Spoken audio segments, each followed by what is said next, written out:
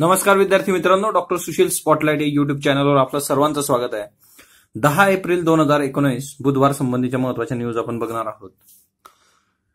छत्तीसगड दंतेवाडा आपण बघितलं होतं का? छत्तीसगडचा मॅप आणि त्याच्यात मी तुम्हाला दंतेवाडा पण दाखवला होता। दंतेवाडा नक्सलाइट एरिया आहे। इथं प्रचार ताफ्यावर नक्षली हल्ला झालेला आहे। भाजपचा ताफा निवडणूक प्रचार करून परतत असताना नक्षलवाद्यांनी 9 एप्रिल म्हणजे कालचीच गोष्ट ही भूसुरुंग स्फोट घडवला आहे। जवळपास 20 किलो एवढी स्फोटकं याच्यात वापरली गेली होती आणि भाजपचे जे आमदार आहेत भीमा मंडावी यांचा त्याच्यामध्ये मृत्यू झाला आणि त्याच्याबरोबर 4 जवान शहीद झालेले आहेत, तर 5 जवान बेपत्ता आहेत पहा। आता ह्या केसमध्ये गुप्तचर यंत्रणांनी हल्ल्याची माहिती आधीच दिली होती की निवडणुकी आणि प्रचाराचा जो काही सगळा एन्व्हायरमेंट आहे त्याच्यामध्ये हल्ला होण्याचे चान्सेस आहेत, तरी सुद्धा यांनी प्रचार तिकडं केला आणि त्या सगळ्या प्रकारामध्ये हे सगळं झालेलं आहे। आता आपल्यासाठी महत्वाचं काय आहे? आपल्यासाठी महत्वाचं आहे यूपीएससी GS3 यूपीएससी मेन्सचा जो पेपर असतो बघा, तिच्यामध्ये इंटरनल सिक्युरिटी नावाचा सिलेबसला आपल्याला पॉइंट आहे आणि हे नक्सलिझम जे आहे ते त्याच्याशी रिलेटेड आहे। तुम्हाला PSI इंटरव्ह्यू मध्ये पण याच्यावर प्रश्न विचारला जातो। Internal security UPSC mains GS3 PSIचा इंटरव्ह्यू याच्यामध्ये नक्सलिझमवर प्रश्न येण्याचे चान्सेस असतात। अशा केस स्टडीज तुमच्याकडे पाहिजे। आता गुप्तचर यंत्रणांनी हल्ल्याची माहिती दिलेली आहे तरी सुद्धा त्यांचं ऐकण्यात आलेलं नाही किंवा त्याच्या संबंधीच्या उपाययोजना खूप प्रॉपर झालेल्या नाही आहेत, त्याच्यामुळे आपल्या यंत्रणेवर पण प्रश्नचिन्ह उभं राहतं। ही एक महत्वाची बाब आहे। नक्सलिझमवर मी PSI इंटरव्ह्यू मध्ये व्हिडिओ बनवलेले आहेत, ते तुम्ही बघू शकता बघा। छोटे छोटे व्हिडिओ आहेत। नक्सलिझम काय असतं, माओइझम काय असतं, या दोघी गोष्टी वेगवेगळ्या नाही आहेत, एवढं क्लिअर लक्षात ठेवा। माओइझम ही संज्ञा तिकडे वापरली ते चायनामध्ये, आपल्या इथं नक्सलिझम, कारण माओ हे चायनाचं नेतृत्व होतं, तर माओचं नाव इथं भारतात कसं वापरणार, तर त्याच्याकरता हे नक्सलिझम ही संस्था, नक्सलबारी नावाचं ठिकाण आहे, तिथून ते सगळं येतं। तर तुम्ही PSI इंटरव्ह्यूचे पण छोटे छोटे 2 व्हिडिओ बघा, नक्सलिझम माओइझम, त्याच्यावरून तुम्हाला ही गोष्ट अजून क्लिअर होईल। संपादकीयमध्ये बघा, पगडी आणि पगडे म्हणून लोकसत्ताने दिलेलं आहे डेटा किंवा विधा संबंधीचं हे आहे की यंत्र जे आहे संगणकाला भाषा शिकवायची, हे कशासाठी असतं तर एखाद्या वस्तूचं वर्णन करण्यासाठी ती शिकवली जाते। टेस्लाचा जो प्रवर्तक आहे इलॉन मस्क हा स्पेस एक्स नावाच्या कंपनीचा मालक आहे बघा। हे खूप फेमस प्रकरण आहे। इलॉन मस्क यांनी रियुजेबल सॅटेलाइट लॉन्च व्हेकल तयार केलंय। ते आपल्या इस्रोसाठी एक महत्वाचं आहे की आपल्याकडे असं काही प्रकार नाहीये, आपणही त्याच्याकरता प्रयत्न करतोय, पण इलॉन मस्कच्या कंपनीने बऱ्यापैकी यश त्याच्यात संपादित केलेलं आहे। ही एक प्रायव्हेट कंपनी आहे बघा इलॉन मस्कची, आणि हे म्हणजे त्याचा सगळा प्रवास पण इंटरेस्टिंग आहे। Elon Musk spaces company Tesla आणि यांनी काय केलं की खोटं लेखन करून संगणकीय बॉटमला तसा मजकूर तयार करून देण्याचा प्रयोग केला होता आणि तो वर्कआउट होतोय। त्याचाही एक रेफरन्स याच्यामध्ये आहे। अग्रलेख जो आहे तो कण्याची काळजी म्हणून आहे। हिच्यामध्ये निवडणूक आयोगावर प्रश्नचिन्ह उभं केलं गेलेलं आहे की निवडणूक आयोगाची जी कार्यपद्धती आहे त्याच्यावर माजी सनदी अधिकाऱ्यांनी प्रश्नचिन्ह निर्माण केलेलं आहे आणि जवळपास 66 माजी सनदी अधिकाऱ्यांनी राष्ट्रपतींना पत्र लिहून कारवाई करण्याचं आवाहन दिलेलं आहे। मुख्य निवडणूक आयुक्त जे आहेत ते सुनील अरोरा आहेत बघा। आयोगाचे 2 सदस्य जे आहेत अशोक लवासा आणि सुशील चंद्रा, आता या 3 लोकांनी कधी म्हणजे यांचं असं म्हणणं आहे 66 सनदी अधिकाऱ्यांचं की यांनी अशा पद्धतीने पवित्रा घेतला नाही किंवा अशा पद्धतीने काम केलेलं नाही की निवडणूक आयोगाबद्दल लोकांना पारदर्शकता आणि बाकी गोष्टी बद्दल आत्मविश्वास वाटेल। आक्षेप काय काय घेतला याने की निवडणुकीच्या पार्श्वभूमीवर अशा काही गोष्टी झाल्या की ज्या आचारसंहितेला धरून नक्कीच नाहीयेत, असं ह्या सनदी अधिकाऱ्यांचं म्हणणं आहे बघा। पंतप्रधानांद्वारे अंतराळ यशाची घोषणा झाली, निवडणुकीशी धर्मकारण जोडलं गेलं। योगी आदित्यनाथ यांनी भारतीय लष्कराची संभावना मोदी सेना म्हणून केलेली आहे। सरकारी यंत्रणांकडून नेमके विरोधकांवर धाड सत्र सुरू आहे, जसं कमलनाथ यांच्यावर हे झालं बघा, किंवा अरुणाचल प्रदेशमध्ये धाडे सुरू आहेत। मग अशा केसमध्ये जर सत्ताधारी पक्षाची लोक आहेत तर त्यांच्याबरोबर कसं वागलं गेलंय, बाकी विरोधकांबरोबर कसं वागण्यात येत आहे। मोदींवरील चित्रपट आहे बघा, PM नरेंद्र मोदी।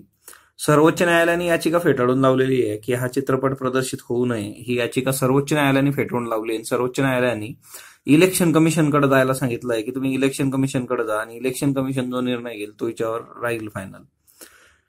ह्या सनदी अधिकाऱ्यांचं असं म्हणणं आहे की राष्ट्रपतींनी आपल्या अधिकारात या वास्तवाची दखल घ्यावी असं यांना वाटतं। असं पत्र या सर्वांनी लिहिलं होतं। तर कण्याची काळजी म्हणून, कारण कण्याची काळजी काय आहे की सर्वोच्च आपलं जे इलेक्शन कमिशन आहे ते इलेक्शन कमिशन ह्या डेमोक्रेसीचा कण आहे. कारण त्यांनी जर ट्रान्सपरंटली इंडिपेंडंट प्रॉपर काम केलं तरच ही लोकशाही अबाधित राहू शकते, आणि त्याच्यामुळे कण्याची काळजी असा हा अग्रलेख आहे.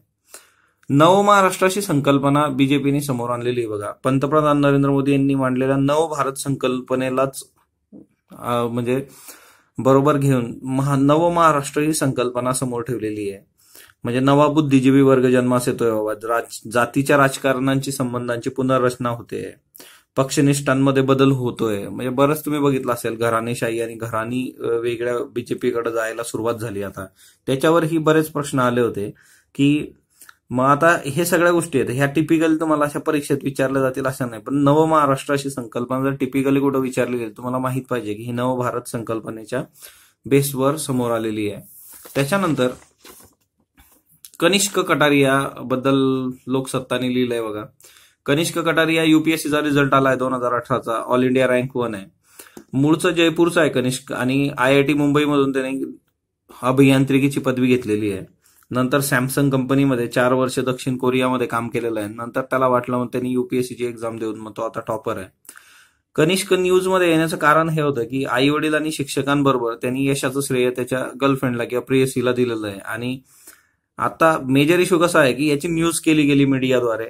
आता जसं जसं जनरेशन बदलत जातील तसे तसे विचारही बदलत जाऊ शकतात आणि गोष्टी बदलतील. त्याच्यामुळे तुम्ही ही गोष्ट कम्पेअर नाही करू शकत की आतापर्यंत कुणी असं म्हटलं नाही. किंवा दुसरा एक महत्वाचा फॅक्टर याच्यामध्ये असा आहे की बऱ्याच लोकांच्या याच्यात असतं पण ते स्पष्ट बरे बोलत नाहीत. तसं अशा बऱ्याच गोष्टी आहेत. तर त्यांनी विचार केला की बऱ्याचदा असं पण असतं की मुलीमुळं तुमच्या यशाला प्रश्नचिन्ह निर्माण होऊ शकतं वगैरे. तर कनिष्कनी आणि याच्यावर मीम्स वगैरे पण बरेच बनत आहेत. तर कनिष्क कटारिया त्याच्यामध्ये न्यूजमध्ये होता. त्याच्यानंतर पुढचं आहे बेडाक्युलिन नावाचं इंजेक्शन आहे बघा, औषध आहे. बेडाक्युलिन महाराष्ट्रात वर्षभरात 411 रुग्णांवर आपण याचा उपचार केलेला आहे आणि 784 प्रतीक्षेमध्ये आहेत. बेडाक्युलिन काय आहे? क्षयरोगाच्या बाबतीमध्ये मल्टी ड्रग रेजिस्टन्स नावाचा प्रकार आपल्याला दिसतोय की जे काही कॉम्बाईन ड्रग असतात त्याचा कसलाही परिणाम होत नाहीये. अशा बऱ्याचशा केसेस आलेल्या आहेत. आणि क्षयरोगाला दाद न देणारा मग MDR असेल, मल्टी ड्रग रेजिस्टन्स असेल, XDR असेल, तर 40 वर्षानंतर बेडाक्युलिन नावाचं औषध समोर आलेलं आहे. आणि बेडाक्युलिन रुग्णालयांमध्ये संथ गतीने याचा वापर होतोय. कारण याचे पण रिझन आहेत. बेडाक्युलिन तुम्हाला खूप प्रॉपर चाचण्या करून वापरावं लागतं. जर रुग्णाच्या शरीरातलं पोटॅशियमचं प्रमाण कमी झालं तर त्याचे दुष्परिणाम होतात आणि त्याच्यासाठी तुम्हाला यंत्रणा सुसज्ज ठेवावी लागते. हा बेडाक्युलिनच्या बाबतीत इश्यू आहे. आता हे MDR किंवा XDR ट्रीटमेंट घेत असताना हजारो गोळ्या नियमितपणे 2 वर्ष इंजेक्शन घ्यावे लागतात. यालाच कंटाळतात पेशंट्स आणि ते घेत नाहीत बरेच. आणि जे लोक कंटिन्यू घेतात त्यांच्यामध्ये बहिरेपणा, दृष्टी कमी होणे असे त्याचे दुष्परिणाम सुद्धा दिसून येतात. बेडाक्युलिन लक्षात ठेवा. त्याच्यानंतर महाराष्ट्रात प्रदूषित नद्यांची संख्या सर्वाधिक आहे. नॅशनल ग्रीन ट्रिब्युनलने हे सांगितलंय. नॅशनल ग्रीन ट्रिब्युनल आपण बऱ्याचदा बघितलंय, मी कमेंट बॉक्समध्ये तुम्हाला लिहायला सांगितलेलं आहे. नॅशनल ग्रीन ट्रिब्युनल बद्दल तुम्ही कमेंट बॉक्समध्ये सांगू शकता काय असतं नॅशनल ग्रीन ट्रिब्युनल. आपण बऱ्याचदा बघितलेलं आहे किंवा हे वाचून काढा बघा. याचे जे अध्यक्ष आहे न्यायाधीश आदर्श कुमार आहेत. 2015चा अहवाल आहे बघा हा. 30 वरून अधिक जिल्ह्यांमधून पाण्याचे नमुने गोळा करण्यात आले होते आणि ते दूषित असल्याचं निदर्शनास आलेलं आहे. सो महाराष्ट्रामध्ये प्रदूषित नद्यांची संख्या सर्वात जास्त आहे. PM नरेंद्र मोदी या चित्रपट रोखण्याची मागणी सुप्रीम कोर्टाने फेटाळली, मी तुम्हाला सांगितलं आहे. त्याच्यानंतर IMF हे खूप महत्वाचं आहे बघा. इंटरनॅशनल मॉनिटरी फंडनी 2019-20 या वर्षासाठी विकास दर जो आहे तो भारताचा 7.3% सांगितला आहे. 2020-2021 साठी विकास दर 7.5% असणार आहे. आशियाई बँक म्हणजे ही खूप चांगली गोष्ट आहे. कारण तुम्ही जर बघितलं तर काही दिवसांपूर्वी आपण बघितलं न्यूजमध्ये आशियाई बँक आणि RBI यांनी विकास दर 7.4 वरून 7.2 केलेला आहे बघा. 0.2 कमी केला होता. तोच इथं 7.3 आहे आणि येत्या काळात तो 7.5 असणार आहे. चीनचा जर तुम्ही विचार केला तर इंटरनॅशनल मॉनिटरी फंड चीन बद्दल काय म्हणतं, 2019-20 मध्ये हा चीनचा दर जो राहणार आहे 6.3% राहील आणि 2020-21 मध्ये हा 6.1% राहील. म्हणजे पुढच्या वर्षी अजून हा कमी होणार आहे 0.2 तर भारताचा 0.2 वाढतोय. ही चांगली गोष्ट आहे नक्कीच. असे स्पेक्युलेटिव्ह ज्या वेळेस IMF सारखी संस्था देते त्यावेळेस भारतामध्ये गुंतवणूक करण्यासाठी बरेचशी लोक पुढे येतात. आपल्या इथली गुंतवणूक वाढते आणि त्याच्यातून ऑब्व्हियसली आपला विकास दर वाढण्यास मदत होते. कारण हे ऑप्टिमिस्टिक आहे. महाराष्ट्र टाइम्सचं संपादकीय आहे बघा. संपादकीयमध्ये नोकऱ्या आणि नोकऱ्या म्हणून रोजगार निर्मितीची क्षमता असलेल्या क्षेत्रात विकासाचा वेग वाढवावा लागेल असं ह्या एकंदरीत संपादकीयचं म्हणजे क्रक्स आहे. कारण काय आहे की आता बरेचसे पक्ष वगैरे सर्व सांगतात आम्ही एवढ्या नोकऱ्या देऊ, हे करू, पण नोकरी येणार कुठून ना, म्हणजे जॉब जनरेट कुठून होणार? जॉब जनरेट होण्यासाठीचा रोजगार निर्मितीची क्षमता असणारे क्षेत्र शोधा आणि त्यांचा विकास करा, तरच जॉब क्रिएट होऊ शकतात, अदरवाईज जॉब क्रिएट होणार नाहीत. इस्रायलमध्ये सार्वत्रिक निवडणुकांसाठी मतदान झालं बघा. बेंजामिन नेतन्याहू जे आहेत यांनी स्वतःला मिस्टर सिक्युरिटी असं संबोधलंय. जसं नरेंद्र मोदींनी भारतात चौकीदार ही संज्ञा स्वतःसाठी वापरली, तर सेम वे बेंजामिन नेतन्याहू यांनी मिस्टर सिक्युरिटी असं म्हणलं. बेंजामिन नेतन्याहू यांच्यावर भ्रष्टाचाराचे बरेच आरोप आहेत आणि ही निवडणूक त्यांच्यासाठी थोडी जडच आहे. आता इस्रायल पण मी तुम्हाला दाखवलं बघा, आपण इस्रायल पॅलेस्टाईन बघितलंय, गोलन हाईट्स न्यूजमध्ये होतं, तर ते करून ठेवायचं. वेस्ट बँक जो आहे एरिया तो महत्वाचा होता, है ना, तर ते एक लक्षात ठेवा. सगळं इस्रायल मी बऱ्याचदा दाखवलं आहे, इस्रायल मॅप मधून करून ठेवायचा. गोलन हाईट, वेस्ट बँक असं नाव आहे, बट ते ईस्ट साईडला आहे, त्याच्यामुळे हे सगळं नीट करून ठेवा. मनप्रीत कौर म्हणून गोळाफेकपटू आहे, डोपिंगमध्ये दोषी आढळल्याने 4 वर्षाची बंदी घालण्यात आलेली बा. ओके, त्याच्यानंतर आज झारखंड आपण बघूयात. झारखंड हे जे स्टेट आहे हे न्यूजमध्ये होतं बघा. काल एक घटना घडली, ऍक्सिडेंटल म्हणजे इंडस्ट्रियल ऍक्सिडेंट.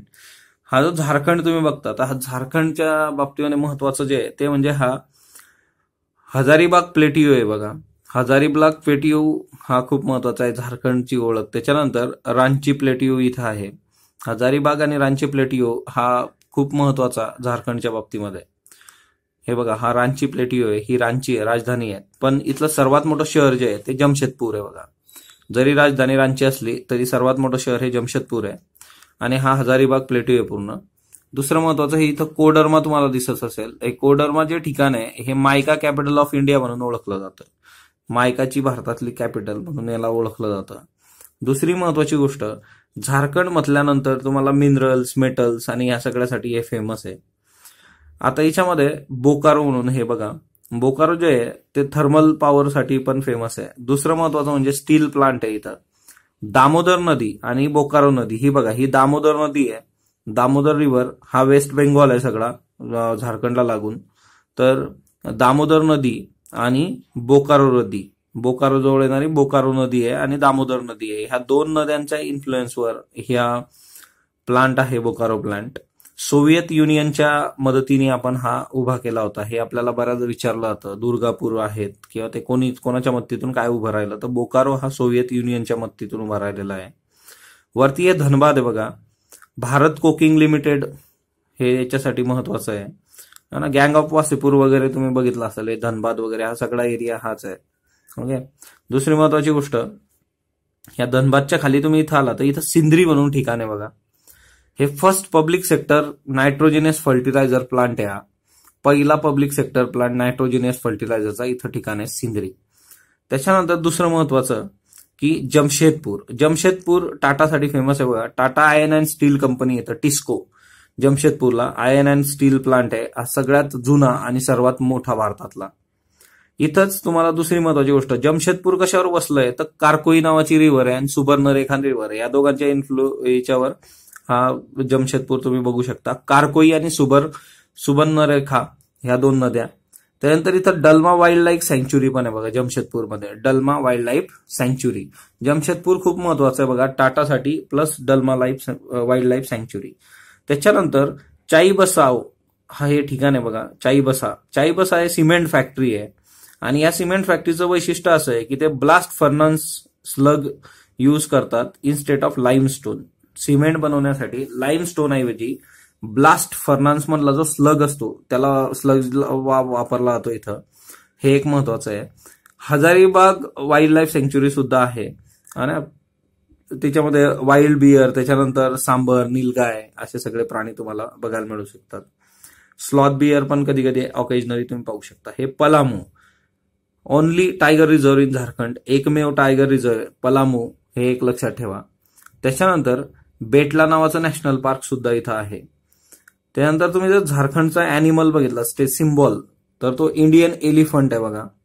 दुसरं म्हणजे काय, बर्ड जर तुम्ही बघितला तर कोयल बर्ड हा स्टेट बर्ड आहे. फ्लावर जो आहे तर पळस असतो आपल्याकडे ते. त्याच्यानंतर झाड जे आहे ते सालचं ट्री जे आहे ते याचं नॅशनल सिम्बॉल आहे.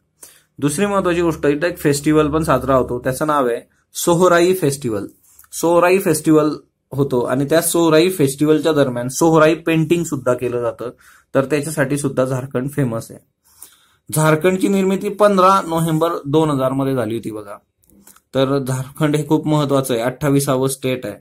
छोटा नागपूरचा प्लेटिव्ह आहे हा सगळा. छोटा नागपूरच्या प्लेटिव्ह मध्ये झारखंड वसलेलं आहे. म्हणजे हा तुम्ही छोटा नागपूर प्लेटिव्ह इथं बघू शकता. हा जो आहे हा छोटा नागपूर प्लेटिव्ह आहे आणि छोटा नागपूर प्लेटिव्ह मध्ये झारखंड वसलेलं आहे. तो 3 महत्वाचे प्लेटिव्ह आहेत, हजारीबाग, छोटा नागपूर, रांची. आपल्याला असाही प्रश्न विचारला जाऊ शकतो की नॉर्थ कडून साऊथ कडे तुम्ही लावा किंवा साऊथ कडून नॉर्थ कडे. तर वरती हजारीबाग आहे, मध्ये छोटा नागपूर प्लेटिव्ह आहे आणि त्याच्या खाली रांची प्लेटिव्ह आहे. तर हे एक लक्षात ठेवायचं, हे आपल्यासाठी खूप खूप महत्वाचं आहे. ओके, सो अशा पद्धतीने आपल्याला प्रश्न विचारले जाऊ शकतात. झारखंड हे न्यूजमध्ये होतं, कालच तिथं इंडस्ट्रियल ऍक्सिडेंटमुळे न्यूज आलेली झारखंड. जेव्हा आपण झारखंड घेतला, रोज आपण अशाच पद्धतीने एक स्टेट कव्हर करत राहू. स्पॉटलाइटला तुम्ही जो प्रतिसाद देतात त्याबद्दल मी आपला आभारी आहे. स्पॉटलाइटला लाईक करा, शेअर करा, सबस्क्राईब करा. जर तुमचे काही सजेशन असले ते कमेंट बॉक्स नोंदवा. धन्यवाद विद्यार्थी मित्रांनो.